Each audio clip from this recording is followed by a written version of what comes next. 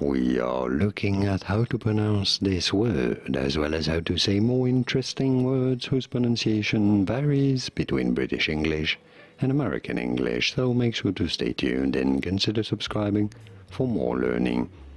In British English, this is normally said as vitamin, vitamin.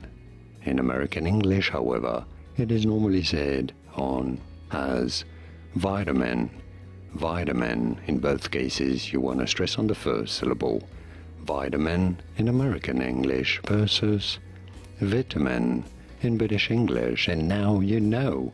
Here are more videos on how to pronounce more interesting words and names whose pronunciations aren't always obvious. I'll see you there to learn more. Thanks for watching.